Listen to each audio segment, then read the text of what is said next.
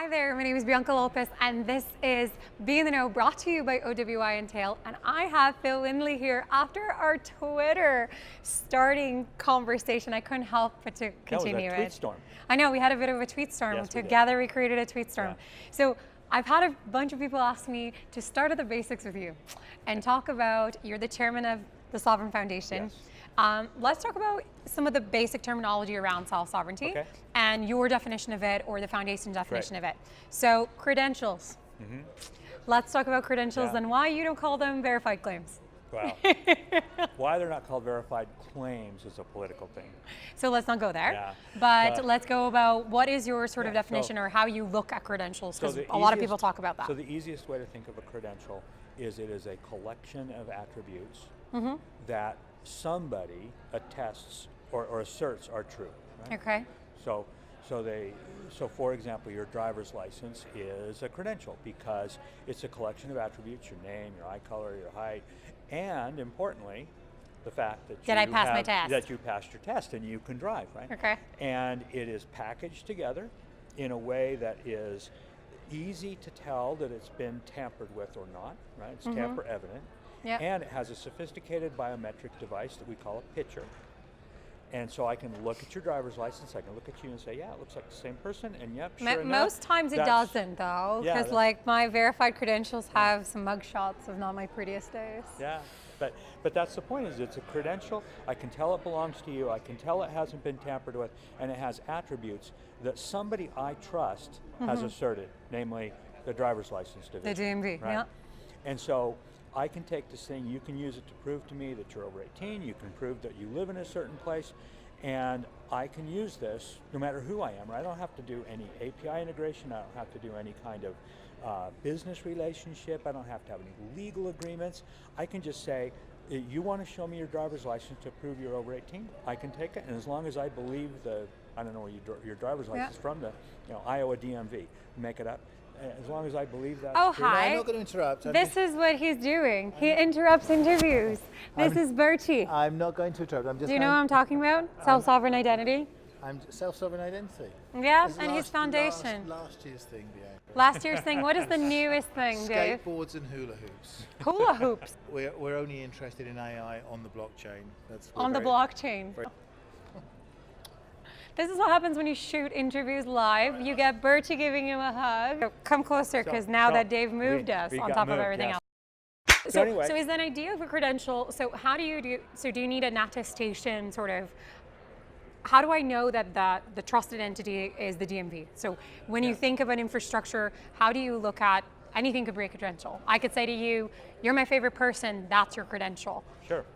And if somebody's willing to take that, and it's useful to them, that's fine. Now that's value. That's fine, it has value. So is your biggest thing about, from a self-sovereign perspective, is that there needs to be interoperability on the attributes of every single one of what makes a credential? Yeah, it's about what makes the credential, it's about knowing the credential hasn't been tampered with, and it's knowing who issued it, and it's knowing who it was issued to, right? So that's the basic infrastructure of a credential. Now, let's say that you give me a credential. Let's talk digitally now, not your driver's license, right? Okay. I can look at it, I can verify that it was issued to you, I can verify it hasn't been tampered with, I can look at what's in it, and you can prove things to me about it, and I can say, oh, it was issued by this entity, and the entity is identified by a decentralized identifier, a DID. Right? Okay. So now I look that DID up on the blockchain. And why decentralized? Well, that name is part of the name. Okay. Actually, so anytime you hear a DID is a decentralized identifier, for those of you who don't know, we can put it over here. But the point is that it's decentralized so that you don't have to rely, when I say you, I mean either the you, me, the entity, or a person, or the person holding it, or the person relying on it, right, the verifier. Okay. None of those people have to rely on a single source, right? Because what I'm going to do as the verifier, you've given me a credential, I'm going to look at them and say, who issued this?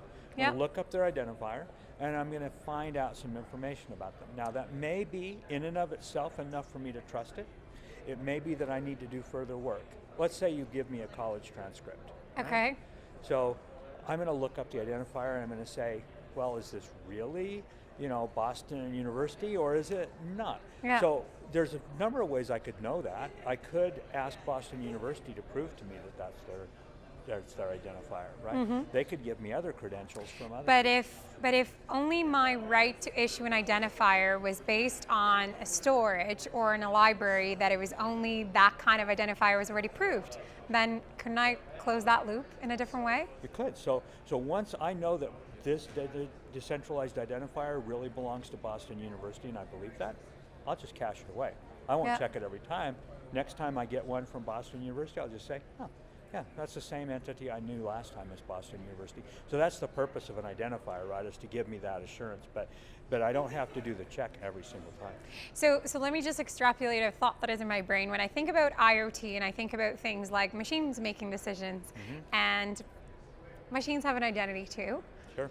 And if I had a credential system that was backed with interoperable standards and we knew, then the machine from a process perspective could make that decision and not ever have to recheck it again. Yeah. So and not be tampered with. So think about this. Let's say you go to the store and you buy a new Wi-Fi router. Right? Wi-Fi routers, there's been lots of news about how they get compromised or they have bad firmware. Let's say that Wi-Fi router had a credential. And it could prove, not to you, it could prove to your home that yes, I really was manufactured by Linksys, and I have this particular firmware in me, and it really did come from Linksys, right? There's a whole chain of things that I could check. So yeah, the Internet of Things could definitely use credentials to make things more secure. So, and that is amazing, because to me, the identity of the Internet of Things, we won't get into it at this episode, but it's a massive problem. So back to your self-sovereign sort of identity model. We talked about being a human dignity issue.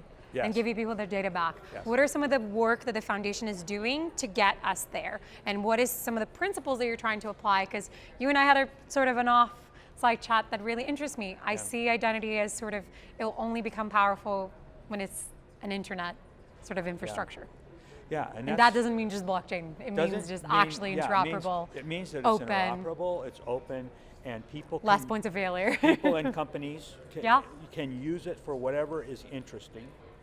Everybody gets to make their own decisions. That's the key point, right? Is if you're an entity, you can decide what credentials to issue. People can decide what credentials are important to them. Other people and companies can decide what credentials they want to trust and which ones they don't. Everybody's making their own decisions, and because there's a common infrastructure, it's all interoperable, and importantly, there's a common user experience. Because part of the problem with, every single app, solutions, they all have bothersome. a different user experience. Everybody has to learn something new for every single thing, and that leads to security problems. Because now we make mistakes. And we have too many points of failures, and we're making it super easy for the bad guys to just cheat the system. That's right. And so an internet for identity, an identity meta system, provides that kind of interoperability and consistent user experience. And that's what gets us to the point where everybody's making their own decisions. Making your own decisions is what gets us to the idea of personal autonomy and human dignity, right? Because the problem is, if we build an Internet of Things, let's go back there for a minute, because imagine an Internet of Things where you have thousands of things that are making all decisions intermediating all the time. Your life, right? And they all that I've either granted or not granted. And they all, who do they belong to? They belong to you, or do they belong to the company that built them? Right? Are they really just an interface to that company's administrative system where you don't have any rights? There's still a directory that should operate that system. You buy a Fitbit, and I'm not just picking on Fitbit, this is true of everything. You buy a Fitbit, and if they decide to kick you off a Fitbit for whatever reason, you have no recourse. None. I'm done. And this chop. And this finished. $200 you just spent on your Fitbit is wasted, because now it's just an expensive piece of plastic. You can't do anything with it, right? We can't build an internet, let alone an Internet of Things, where people are always within the administrative pens of the companies who are building the So that's your view on the decentralized or in a Thor sort of model. And that does not support human dignity, and it certainly doesn't support personal autonomy. Nor does it let true innovation happen, because then you're always asking for permission and having to do integrations. That's right. You're always which asking to me for is just permission. wrong. Yeah. That is amazing. If somebody is curious or interested in finding out about Sovrin Foundation, what do they have to do? How does it work?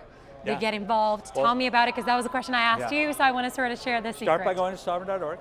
Okay. At Sovrin.org, there's lots of information there. There's a whole library of papers. There's a forum where you can ask questions, and there are several rocket chats. One if you're a software developer, one if you're a policy and kind of business person. Yeah. And you can get involved in discussions there. We have multiple working groups. We have marketing calls, and they're all open. It's all open source, but it's all also open process. So anybody can come in. So it isn't just like a little exclusive club. No. It's we actually want to change the industry. That's right. I would love that. And we will take donations from people, but you don't have to donate to participate. Okay, perfect. So if you want to know more, be in the know. And Phil, thank you so much for giving me the show again. Yeah, it's great to be here.